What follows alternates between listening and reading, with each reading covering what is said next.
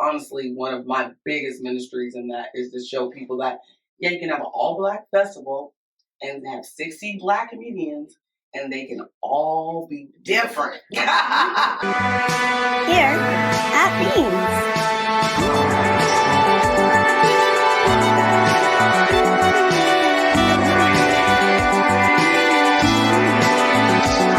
Everybody, thanks for joining us here at Beans. This is the podcast Dying on the Inside. My name is Josh. We got Rachel in the studio. Joining us this time is Dirty Angel Entertainment, DJ Wildchild, the real Hyjinx.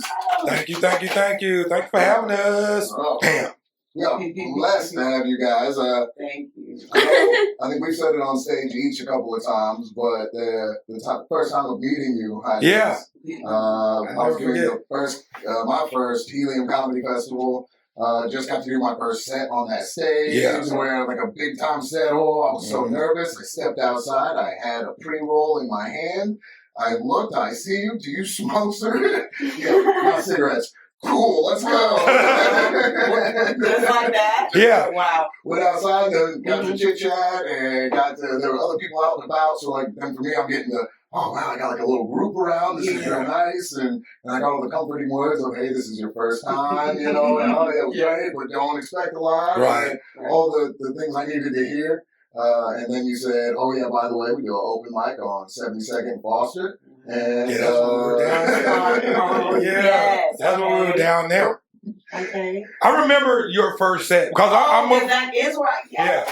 So I'm gonna keep it. What I remember about your first set is because I remember that round of the competition, and I'm thinking like, because I always, I look and I'm like, okay, I know him, know her, know him, know her. Okay, who the hell is this guy? I never heard of him. But and I'm not gonna lie. Out of everybody that I was in that group with, I was like, dude, that dude I don't even know is my biggest goddamn competition in this round. Like, I was really where I was like, I had a good set. I was like, who the fuck, Josh? Like, who the fuck is this dude?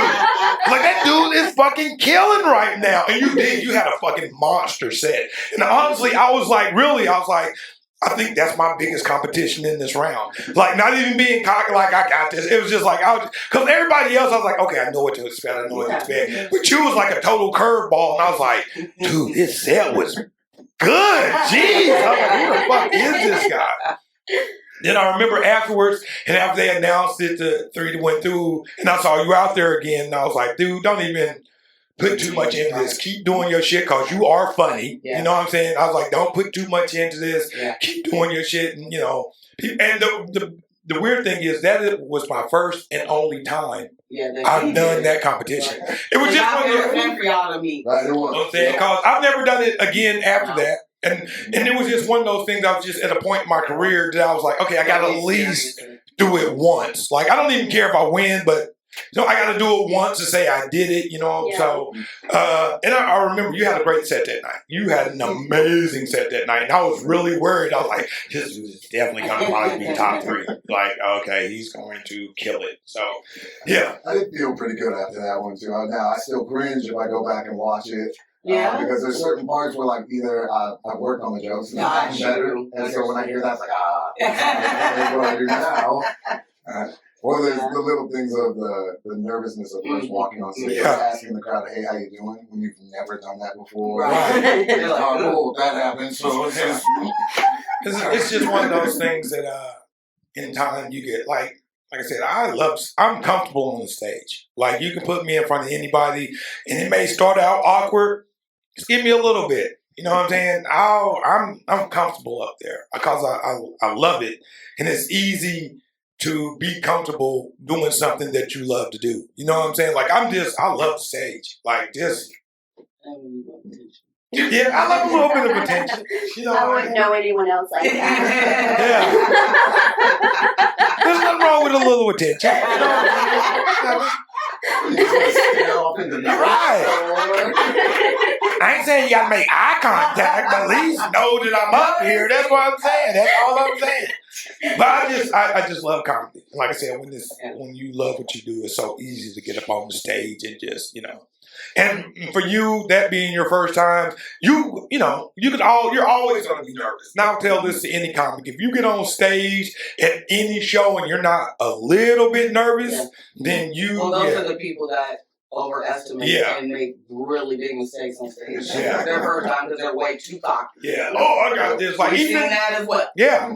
I'd rather see a nervous comic that is really into what they're doing than someone who just thinks they got it. And they're super like cocky. I said, 99% of the time, they do not. Yeah. And they're like, oh, I didn't realize it was this hard. Oh, I hate that. But yeah, even to, I mean. Right? It's like, how insulting is that? Anything is hard if you have never done it before. That's the thing. That's another thing that bothers me. You go to open mics, you do a show, and you'll always have that one person that'll come up to you after the show. Man, I'm funny too, man. I bet I can get up there. And you're like, yeah. And you want to tell them, like, dude, it's not as easy as you think it looked when I was up there on stage. Like, it's not that easy. And they be like, oh, man, I'm funny all the time. Like, okay, all right, man. All right. And I always tell them, come to a mic. And just come to an open mic and just see. And, and then, they're my favorites. And then they'll do it and they'll be like, hey, man, I don't know how you do this every night. This is really hard. Man. This is really hard. You didn't take it seriously. I was terrified the one time you guys had me come up on the stage. Everybody don't like that. Right. Oh, these are people. Yeah. They want me to do something. Like, there's a lot of them. I have to answer questions. Oh, better have fun. Yeah. We got to bring that back, too. That was fun. I know. That was actually a fun show. That was. Yeah. Well, I had to bring it back to a smaller audience. Yeah. Doing that Harvey's was, like, overwhelming and intimidating. Yeah. But it was a very good concept, honestly. I think we're going to do that again. Yeah. We're going to open it. Thank you. Give on to my yeah. Like, we did like, oh, we did do that. Yeah. We've done a lot of showcases throughout. Yeah. And that's another thing. With us, we're not afraid to try things. You have to be okay to fail. Yeah. We've had things that didn't work, didn't stick, but we tried it. And it doesn't, you can't take it personally. You have to learn from it and move on. And that's one thing I do like. Our fear level is really low. We would just try some shit. If it don't work, it's just back to the drawing board. Yeah, it's an idea. It's creativity. Everything's not going to catch. And it doesn't mean it wasn't a good idea. Just maybe timing was off. It's just not the time for this right now. The interest is not there, or tweak a few things. But that's one thing I really do like about us. Like, we have no fear of failure, or we wouldn't have done a festival. Yeah, we would have never ever tried to do that. We wouldn't actually went past the open mics. So many people are okay with that and rest on their laurels with the open mic. And so we did that for 3-4 years, just an open mic, and that was great. And then it was like, okay, what else can we do? Right. And then, and we're good at, as you know, if mainstream things aren't giving us attention or giving the voices we think are important attention, then we're going to do it ourselves. Right. And so that's how the House of Hyjinx competition was born. Yeah. Because we didn't think Portland Funniest served every comic. Yep. Right. Because unfortunately, it's probably 30 to 35% talent and 60% popularity. Right. It's just what it is. That's most competitions. It's just, do the judges like you? Do they fit with you? It doesn't necessarily say you're talented or not. Those group of people just count, We've seen a million TV competitions and do the best win all the time. No. And usually that's a blessing in disguise because the winner kind of drops off and then the person that lost who had the most talent keeps fighting because they know they have the talent and they usually win it. They win in the biggest. Yeah, they win. They win. Not necessarily that contest, but they win overall. Yeah. So that was our first thing. Like, okay, let's do our own competition. Let's do that. Well, how long have you guys been producing shows? together, or cause Yeah, as I said, he started first without me. Yeah. I was happy to be the comedy wife and the cheerleader and sit in the crowd and come to every show. So he started working with a partner at Gossip. That kind of where it started. Or Good Call. Good Call. Good Call. Started Good Right. Call over 112 in the division. And that was Where it started maybe. at. Wow. So how did you when we came back from 2010? It was when we came, I think it was like when Duff's had opened back up. Because remember, after Red Room had closed, that's when we went over to, we started doing shows over at, Vancouver. no, we're doing Vancouver, but we moved to the Elks. We kind of moved to the Elks. That's when we started doing it over in the Elks in Northeast.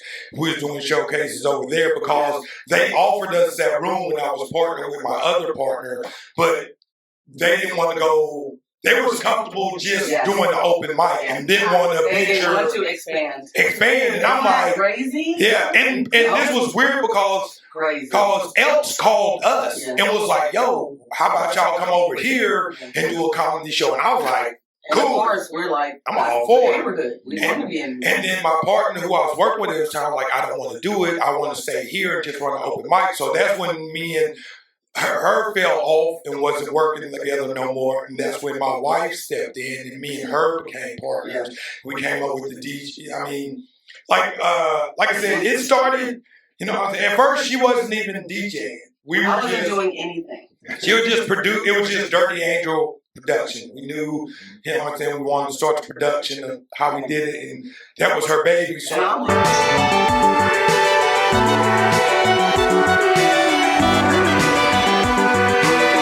was more her. One of my strengths has always been networking. I come from the nonprofit world, and you know, when you are working on bare budgets and other things, you have to network. You have to try to figure out different ways to provide different services to the community. So I came from little nonprofits, worked my way up to more larger ones like Mercy Corps. But yeah, my 20 years has been in that field, and I just transferred a lot of those skills over to them. Sure. You know, and I was like, okay, I got this. I can do the background work. That is not a problem. I know a lot of people. Being born and raised in Portland, that was a plus, like I said, and working in the community. My family working in the community. I know a lot of people, so I'm going to pass the word around. That's easy. And so that was just the jump, just getting the word out. I'll be your promo girl. I'll be the promo girl. And then soon after, we went back to Red Room, which was now called Duff's Garage. Right. And so we were like, yo, you know, we've been doing open mic here. Woo, woo, woo. So they was like, okay, cool. So, of course, we got right back into our spot. And that's when we introduced the music part to the open mic. And at first, my wife was just DJing off of an iPad. We had this app that looked like two turntables. That was it. Like, that's how we started. She was playing music, bringing us up. Then as we started doing it and kept doing it, and I was like, okay, this is dope, this is cool, you know. I wanted her, I took her serious as a DJ. Like, I love, you know, so I was like, okay. So one Christmas, that's when I surprised her with the turntable and everything. And like, you know, Kay's had her the turntables. And she Rose gold laptop. I'm using yours now, but I started with mine. So that's when, you know, it officially became the DJ to everything we started doing. And then, you know, it just evolved. Like, I couldn't. There was no plan. Yeah, we didn't know from that it was going to turn into what it is now. Like, we just thought, okay, comedy and music always goes good. DJ. I mean, if you look at some of the great comedy shows that was on TV and Living Color, DJ, Def Comedy Jam, DJ. So of course, music and comedy always have gone together for me. It always makes it a better show. Yeah. So then with that, then on top of that, it's like, what better DJ to work with but then my wife, and then. Like, well, I can't lose them. She kills it. Yes. Thank you. I've always been obsessed with music. And before there was Google, I'd be that family member that everybody called, what's that song by? What's it? What is the record go? That was me and my family. Like, grew up in the church, so music was always a huge part of us. It was first, choir and that kind of stuff. But, yeah, just always obsessed with music. And always was the, we're having a barbecue, can you put a playlist together? Oh, can you burn me a CD? That kind of stuff. Because always, good musical taste, good musical knowledge. And then, it was just like something I'm good at, so I'll do. Yeah. And then people start like, your music is amazing. Can you make me a playlist? People ask me that all the time now. Can you, send me a playlist or whatever? And like I said, for him, knowing how funny he was, I wanted to support him and just finally saying, I'm going to be your manager. Because at the beginning, it was finding him a manager. Again, I didn't want any of it. I wasn't looking for this, asking for this. I just wanted to be in the audience like, oh, there's my wife. And I'm like, and went through a couple managers, and I was just like, no, I'll do it. Because no one's going to look out for you like I'm going to look out for you. Right. And then when the music, and then he took the same attitude with me, which I always will appreciate. He took it very seriously. Well, then I'm going to manage you as a DJ. I'm DJ Wildchild's manager. I'll make sure you get your equipment, make sure you look legit, credible. When we're at these shows, get you off that damn iPad, get you some turntables, make you practice, so you look legit, and it makes our operation obviously look more legit. So, that's the dope part, that we both really have each other's back and want each other to do the best and look the best, obviously, because we don't want to be looking crazy out here.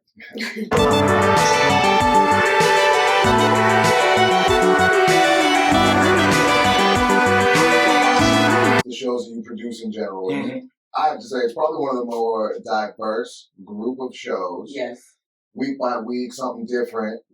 It is the idea do you come up with the idea of the show and fill it with comics? Or do you see the comics you have around you and make a show out of it? I've always kind of wondered that. It can go either way. I think it depends on what showcase. For Proud and Out Loud, I just saw a lot of funny LGBTQ plus comedians, and I was like, okay, y'all definitely need your own showcase, because y'all's voices need to be heard. The things that y'all are saying and talked about, it's got to be heard. So that it was that I saw the talent and was like, okay, now we got a showcase. For Young Guns, it was more, we need to give newer comedians the avenue to be on the stage in front of people, in front of a real crowd, and get paid for it. So for that was more, I'm going to do this because I don't want you as a young comedian to have to go through what I had to go through to get on somebody's stage and get paid and boom, me on, So that's why Young Guns. So it really, that came from experience. And then like Ladies, same thing. Yeah, we knew women comics were not getting the stage time that they deserved. Like when we first started, there were maybe 3 or 4. And then as we saw more and more talented ones, but they're not really getting booked, it was like, okay, we're just going to do our own showcase. Yeah. And they get controversial too, as you can see from, if you know anything about me and Willamette Weekly, our reoccurring beef. Yeah. And, I was to say, and length of record very straight. Yeah. Cause I want the whole Willamette Week showcase was literally Ladies Run This Mother, the Fuck Willamette Week edition. It was because no women had won that year. Funniest 5. And I was just like 5 comics in Portland and not one woman on it. And to me, I was just like, that is we thought that was absurd. I was like, that is so fucking up. Yeah. What about Hyjinx? I tell you, Willamette, we've been ignoring us for 8 years. Right, so why now? So even like this year, last year, I did finally win one of Olympic League's funniest five. Yeah, it was almost like winning the championship during the a half season or something. During the lockout. Yeah, during the lockout. Yeah.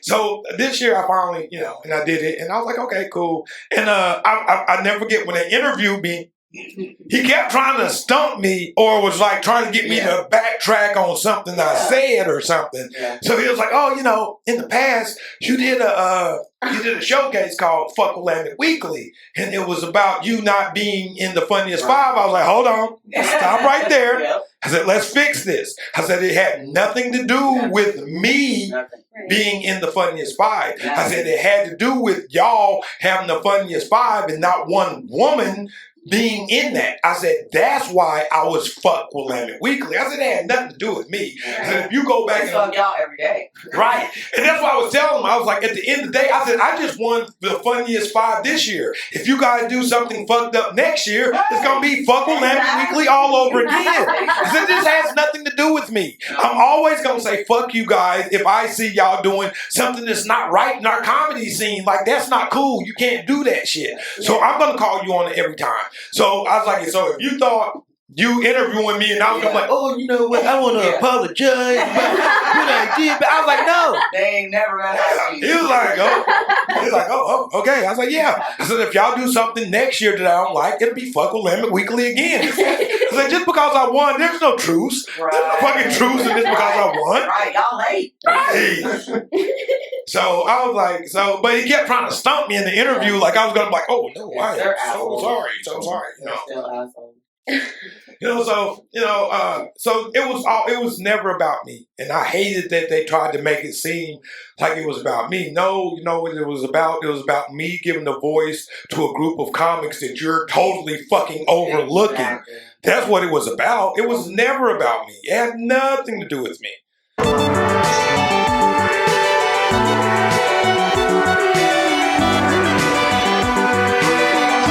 I'll say this right now on the record. If there's ever a comedy competition in Portland and Debbie Wooten is in it and she's not in the fucking top 3, that's some bullshit.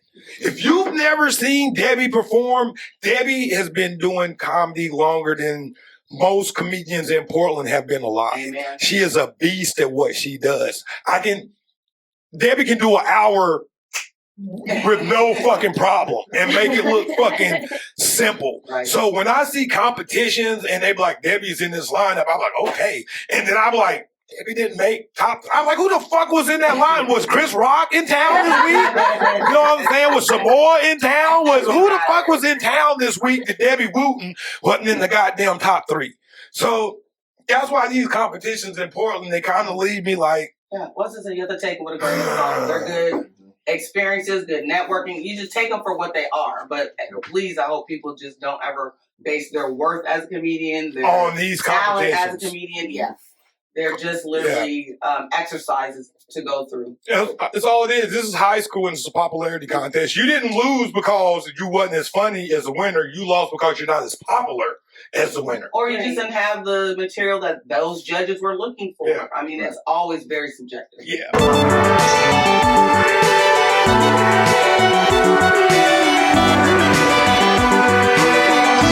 You're on the 6th annual Northwest Black Comedy Festival. Yeah. Right? What is the one thing that you wish you would have known during the first annual festival that would have, made leaps and bounds for you? Is there something through the process of, you're talking about being ahead of schedule this time? Is that? I think that is one of the things I wish I would have known then, how to promote it a little bit earlier in advance. Like I said, this year, I've literally went out and hung up over 200 flyers, gone into multiple businesses, talked to people, shook hands, got them involved. And we even have one person that's already emailed us back about being the sponsor for the festival. So and earlier, our first one, there was no sponsors. It was straight out of pocket. You know what I'm saying? Like everything we did, we paid for. We knew it. Like I said, I was working a job and there was times that my paycheck went straight from work to the festival, never even saw home. But that's the price that you pay when you want to have something successful and you believe in it more than anybody else. You're going to give your all to make sure it happens. Well, actually, I do think, if I can jump in, that was our mistake. Not thinking or not realizing that people did think this was an amazing idea and that they would help us. We assumed we just had to do it by ourselves. So my biggest, like, looking back, not even regret, because honestly, every year turned out how it should have turned out. But just in the learning process, like, ask for help. People think what we're doing is dope. They don't mind helping. They want to help. They're just asking, waiting for us to ask them, basically. Yeah. So that was it. Every year we get more and more supportive. We get people giving us things or doing things, and we're just in awe. But it's like, people believe in what we're doing. And we believe in what we're doing. We think it's dope, so why wouldn't other people think it's dope? So learning that has been great, because every year we've just gotten a bigger and bigger support system behind us instead of thinking we had to do it all on our own. Sure, yeah.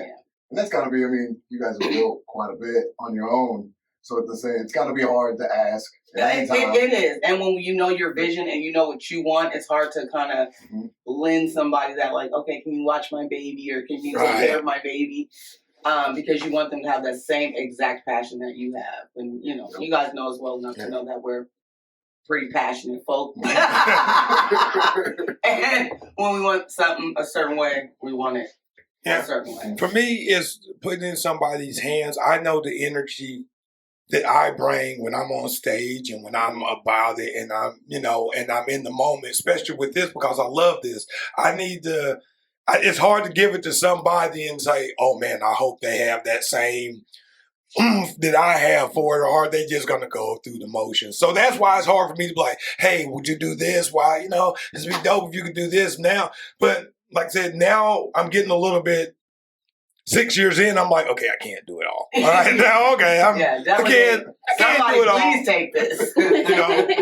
So like, this might be the first year that I'm only hosting one showcase in the whole festival. Wow. Like in past festivals, in past festivals, which he really needs to, because it's just a lot. As an EP, you need to be able to be EP. Yeah, so this is the first festival that I'm only hosting in one show, because I'm trying to, there's a lot of great hosts that there's like, okay, and they just fit better with the subject matter of the themes of the showcases. Sure. So it's like, okay, you don't want me hosting Proud and Out Loud. That's not my place. That's not where I belong. Lady. You don't want me hosting Lady to Run This Mother. That's not my thing. And not Young Guns. I could do Young Guns. But you know what I'm saying? But now, but I'm and given the opportunity for other people to even host. Some, this is their first time hosting in the festival. Some, this is their first time in a festival. And they're like, whoa, this is a dope opportunity. Not only am I in the festival, but I get to host a showcase in the festival. So it's good to let go of some of those responsibilities. And it's also good to see the growth in the comedians that we're giving those opportunities to. You know what I'm saying? So it's good on both ends, but. And it's good for the audience too, to see, a multitude of different people. If we're bringing 80 or 60 plus comics, it's like, use them. Yeah. Right. Use them. Showcase them. Yeah. So the showcases this year, each one is going to be just, I can't even put it into words, because I'm just so excited just thinking about the showcases, some of the lineup, some of the videos that we have seen thus far. Just the level of talent that is submitting for our festival just is like, wow, it makes it hard when you got to narrow 100, 200 plus down to 60. And you want to be fair about it, because it's like, and that's the reason I actually added 2 more showcases on. I was like, okay, maybe we can get like 10 more people in if I just add 2 more showcases, because I want to get as many people as I can in this festival, so it's been fun watching all these videos, the talent from all the different places too. Like, it's like that makes me feel good to know that our reach, you know, last few years, we didn't go past Boise with our reach. You know what I'm saying? Just being honest, like the first couple years, LA, yes. Of course. Washington, yes. Nevada, yes. Boise, yes. But beyond that, Ohio, honestly, was the farthest place. Ohio was probably the furthest place. But now this year, it's like Florida, North Carolina, New York, heavy, New Orleans, Louisiana. So like, it is country. Like, it's. And another reason, because it was so funny when we first started this, and like, you're doing a Black comedy festival, and it's just going to be all Black comics. It's not going to be like redundant. And it's like, we're not all the same. Like, we all come from different experiences. And that, honestly, is the coolest thing. When we're reading these bios and where people are coming from and their life stories, and it's like, oh my God, oh, that perspective. Oh my God, this perspective. Oh my goodness, this perspective. So that is honestly one of my biggest ministries in that, is to show people that, you can have an all-Black festival and have 60 Black comedians, and they can all be different. Different parents, different family styles, how they grew up, religion, were they military, were non-military, like, it's so many different factors, just like all humans. What a concept. Who would have thunk it? Like, wow. Right, amazing. Yes, know. So yeah, this is like I said, just excited about this year. I can't stop talking about it. I know my wife, she gets tired of it. Because some days I'll just wake up and I'll have my computer just like, okay, this would be dope if we could do this and do this, this, and this. And she's just like, can we cut it off? Just like, come on. Give me an hour. Yeah, come on. Come on. Can I get an episode of Law and Order in Right. without talking about we just came from an open mic with a bunch of comics, but now you want to sit and talk to me about no. We're together 24/7, and he talks about it 24/7. And I'm okay with 20. But yeah, give me 4. Just give me 4.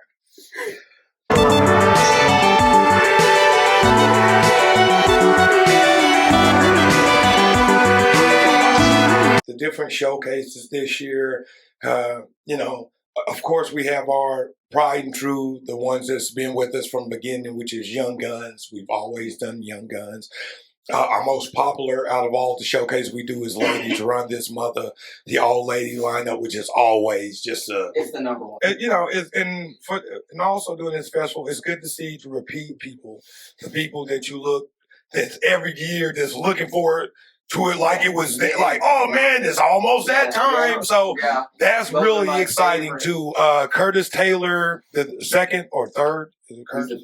Curtis Taylor the third, a big supporter out of LA, is one of the people that's always, oh man, the festival's coming up, and he blows it up. Kirk the Jerk out of Detroit, Michigan. He's another one of the people that just, as soon as it pops up, he's just, oh man. Yeah. You go on to Facebook, it's his profile picture, and it's like, I love that.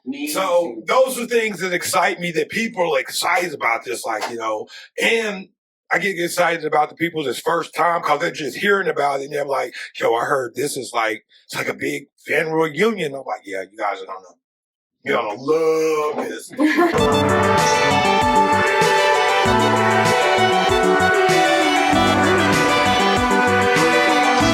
You want to find out about the festival? First, you can find us on Facebook. Follow Dirty Angel Entertainment, LLC. You can also find us on Facebook, the Northwest Black Comedy Festival. You can also follow me, The Real Hyjinx. That's HYJINX. Or you can also follow DJ Wildchild on DJ Wildchild PDX. Or is it just DJ Wildchild? On Facebook. On Facebook, it's just DJ Wildchild. Or The Real Comedy Spot 2.0. You can follow us there.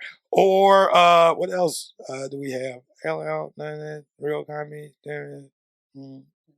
I think that's it. Now, Instagram, you can follow us again, The Real Hyjinx, _real _Hyjinx, DJ Wildchild PDX, Northwest Black Comedy Fest, not festival, and Dirty Angel Promo on Instagram.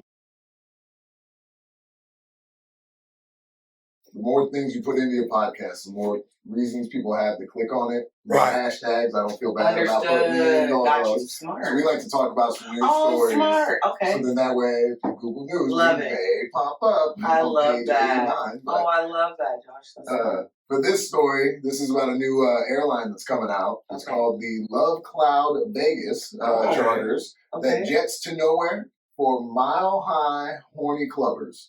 Oh my goodness. Basically, you rent this plane for either 45 minutes, an hour, or an hour and a half, different pay scale. Right. That has a bed all set up for you, some champagne. The pilot has a privacy screen that he closes, flies you around Vegas. You get to join the Mile High Club. And then you land back at the same spot you took off. Understood. So you still do go up in the sky, but you're just not really going anywhere. Yep. So basically, a hotel room. Isn't it cheaper to stay on the ground?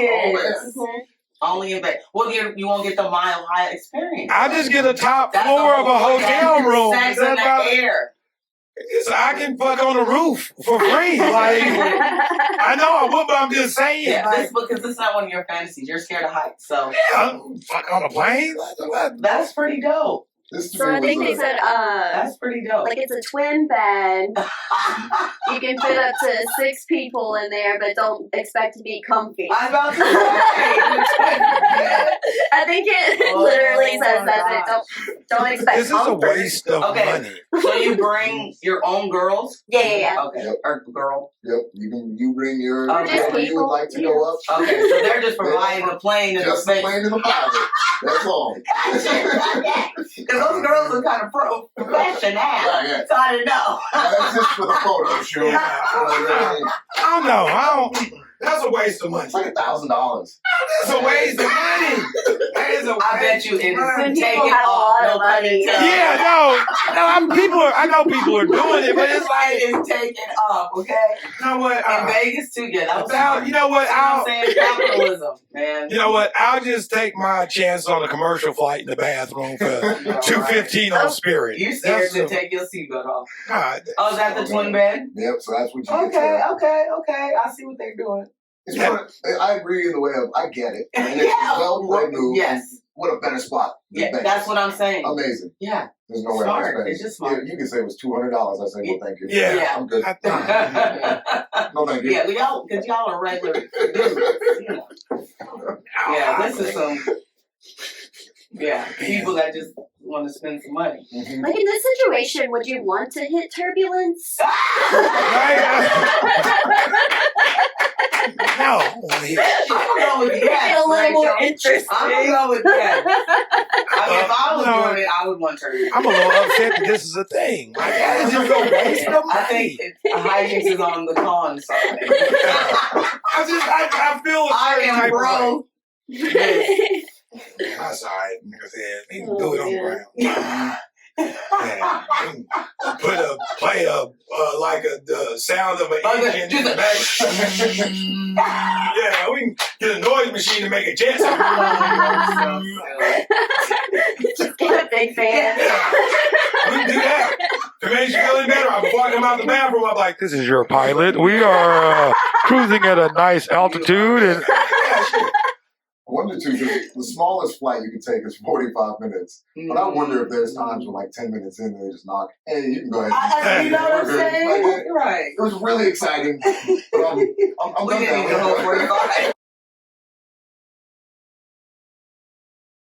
The next story we have is about just in time for the holidays. Walmart removes their dancing cactus toy that plays a song about cocaine. Oh my! So the cactus is to help kids with different languages. It sings songs in different languages. Okay. English, Spanish, Polish was one of them. okay. But they didn't check the Polish song that they grabbed. Oh. And it's from a Polish rapper. And this grandma had bought it for her grandchild, was really excited. She's Polish, she listens to it. She knew. And she goes, oh my God. And he was talking about cocaine? Yeah, let's see. Want to go skiing, take me to the duster, not the Alps. Oh fuck, I think I'll die. Who's the other? There's some other line in there. Is that her? Is that the that's Polish grandma? That's grandma. Oh. that company is looking at somebody like, you had one job, man. Review the fucking songs, make sure they were cool, and put them on here. The only thing in my head is 5 grams of cocaine. Oh. Wow. But big ups for this Polish rapper who's now getting a bunch of I was about to say. He's wondering where these royalty checks came from. He's been out He the went game for a while. viral. How cute is that cactus, too, though? And it dances. Little Out of wiggles. all the things, why a cactus anyway? Like it seemed like, why a cactus? Yeah. I don't know. I mean, maybe, kids that live in Arizona. I don't Okay. That's a pretty specific place to be marketing to and shit. We're only marketing the deserts. Vegas, Phoenix, Northern California, New Mexico, Sounds like Oh, a place. and some of Texas. Oh no, her face cracks me She's up. so upset. Yeah, she's like, oh my God. You were clutched her pearls when she heard that. And last one we got. Now this one happened a couple weeks ago in California. An armored truck drops cash on the 5 freeway. Drivers stopped to scoop it up. Hell yeah. The back opened up and the bags just started dumping. Oh, yeah, I'm picking pouring them up. cash on the freeway. Are you kidding me? I'm picking them up. So then it started a big traffic jam because right away cars started stopping. course. And then putting I'm it in. out. Uh, Matter of fact, I'm jumping out, baby. Take the car to the next exit. Keep driving. I'm picking them up and running down the highway.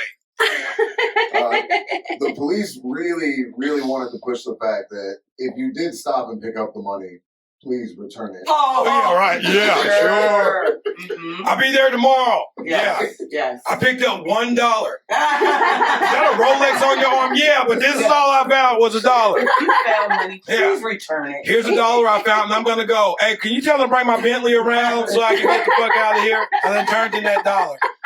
Yeah, the Bentley with the gold rims, the solid gold. Yeah, that's me. Yeah, Wow. Christmas present. How did that even happen? Like they didn't secure the door? Yeah, I guess, I Oh, don't know. he is so fired. That Yeah, person you is had so one fired. job. Was to lock it. All you gotta do. Christmas is gonna be tight in the household this weekend, this year, Betty. Oh man. I started playing the game too, so I was thinking, okay, they're gonna know the serial numbers. Right. So one, you have either a short amount of time to spend it somewhere because it's gonna take a while to figure out which Right. numbers are missing. So you have that short time span, or you just use Craigslist. And in my head, I right away was like, cool, I'm buying a brand new TV off Craigslist. Oh, there you go. 'Cause they're not checking serials. You can't buy a car. You can't buy anything where like you got to give that guy your real name. Yeah. Right. I'll meet him Got in a you. parking lot Right. and do everything. And that's my Christmas is all gonna be nickel and diamond on Craigslist, but for free, for scooped up. Because I think I would be too afraid to like try to put it into the bank. Yeah. That would be the one that. I'm Yeah. going straight to the casino. Oh, I'm see. going straight to Vegas casino. boy, he's I'm going straight to casino, That's smart. buying chips. Yeah. Just let me get 10,000 in chips, walk around for a little bit, and take them back in and cash them right back in. Oh, Because by the time they count that Yeah. money and that shit go through their Yeah. system, and then they notice, oh, you're gone. already out. Oh, That's what you do. You do it real quick. You maybe hit the table, spend like a couple hundred, you know what I'm saying, to make it look, then go and just cash your shit right back in, get your money, and I'm New out. money. I'm That's in and out. That's how you flip ridiculously it. smart. We didn't think Hold on, the that. FBI, that's a joke. That's just hypothetically Nobody did that. what somebody would do if they found, I wouldn't. It's just one idea. Yeah, of many, that's just a many thought. ideas. This started a traffic jam, obviously. Yes. Let's say you show up 10 minutes into this traffic jam. You don't see this money. Right. You don't know why cars Right. aren't moving. And then I can see myself getting so angry. Cussing. And then finding out, Yeah. I would have been a couple minutes later. Yeah. I got money? Yeah. Are you kidding me? What? I was late for work. I got Yeah. These guys' pockets are full. Yes. Just for the record, if armored truck with the money coming out was at the front of every traffic jam I was in, I wouldn't even give a fuck. I wouldn't even care. Yo, why are we not moving? Another truck turns over. All right, grab me some money while you're up there. Take Thanks. a bill, pass it Yeah, I gotta say, down. pass it down, man. Yeah, pick up a bag and just pass it back from car to car. It's not fair that we got to sit back here and not get nothing for it, man. I think we should all agree as just people. If that ever happened, don't bring out your cameras. Right. They have video. This is not a YouTube moment. Yeah. It's not a live moment. I'm telling them, hey, put your camera down now. Turn them off. Yeah. Right, turn them off. We don't want a location. We don't want anything.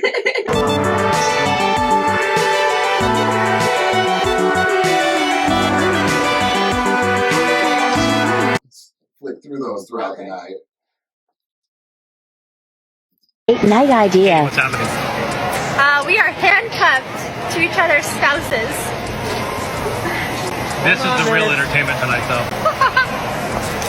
I'm gonna sit my fat pregnant butt down. Well, dude, wait for me to get my food. The hell? Is that something you guys would like to do on a date night? To their friend's partner, not your own partner. Not your own partner. Nope. No. I want to be Negative. handcuffed to somebody else's woman. That seemed like the dumbest thing to me. There's no way. And I know there's like couple friends and they're really cool and close, but negative. Yeah. That's not happening. I also don't want to be handcuffed to someone while I eat. Right. So do they go for the whole date? That's what it seems like. Wow.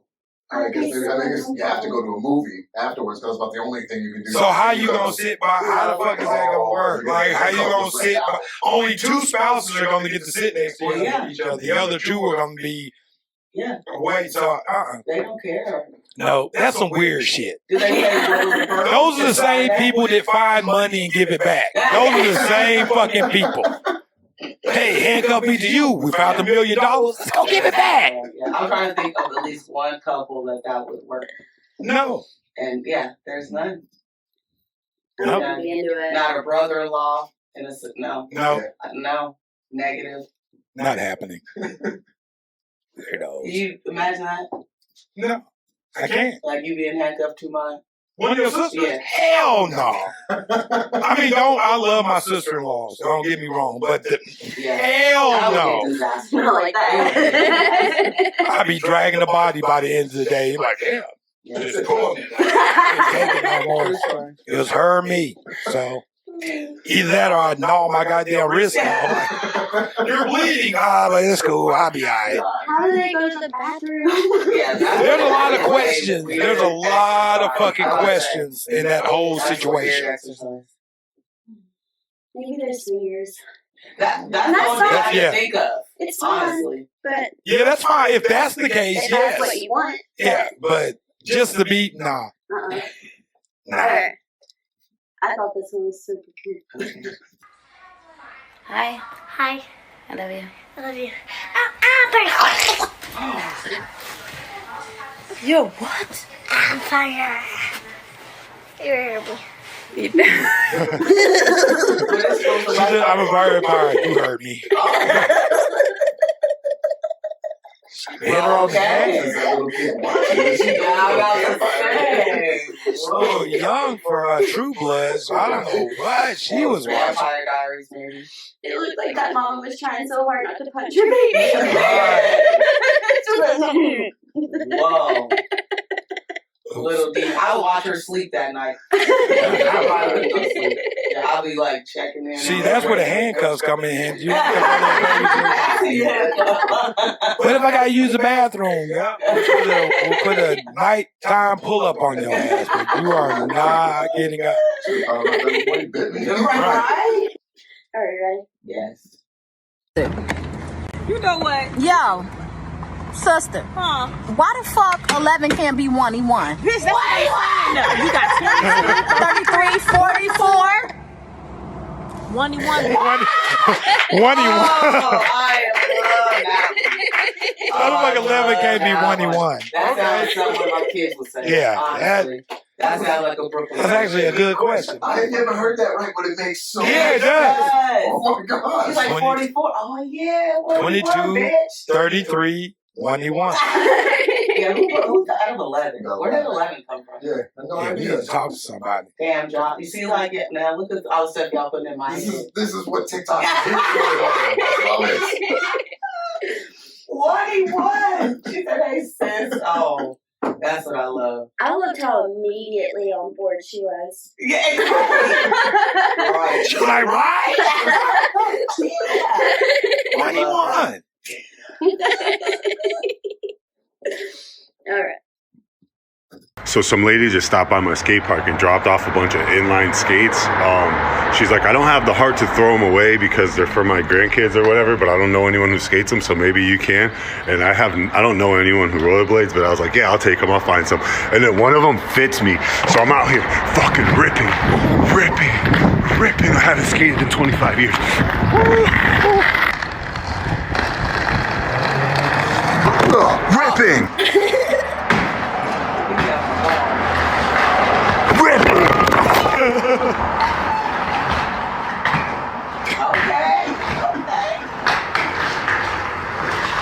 Ripping.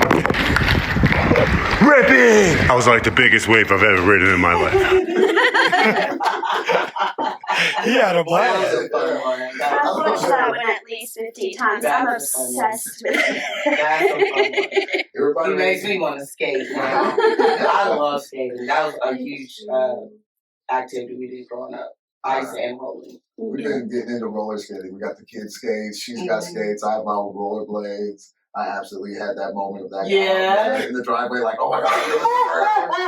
The thing I like with him is, he was getting ready. He's gonna take those off to wherever community center or give them to kids. But then he finds a pair that fits. That fit him, right? Real quick. And he was ripping. I love it. He was so happy. He was. He was like a little kid. It was just so endearing. Yeah. Okay. Oh. Oh shit! Damn. I'm sorry. All right, you're done.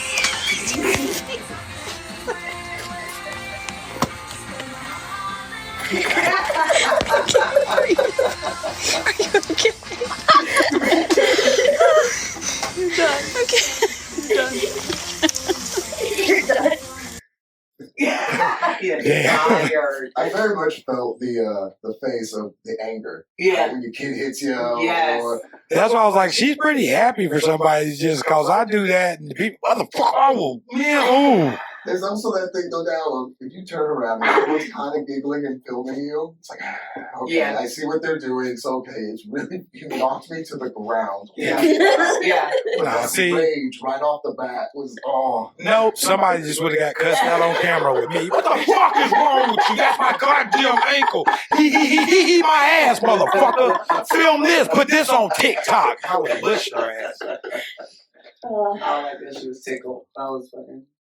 Nah, I ain't laughing. That shit hurt. Had your heel ran over by that shit hurts. I used to do it to my mom on accident all the time. I got banned. I wasn't allowed to push it no more. I learned to just walk on the side. Yeah, that's what I do now. I just like when the kids push it, I just hold it. They pushing. I'm kind of guiding where it needs to go, but they're pushing. Because when I'm running over my heel.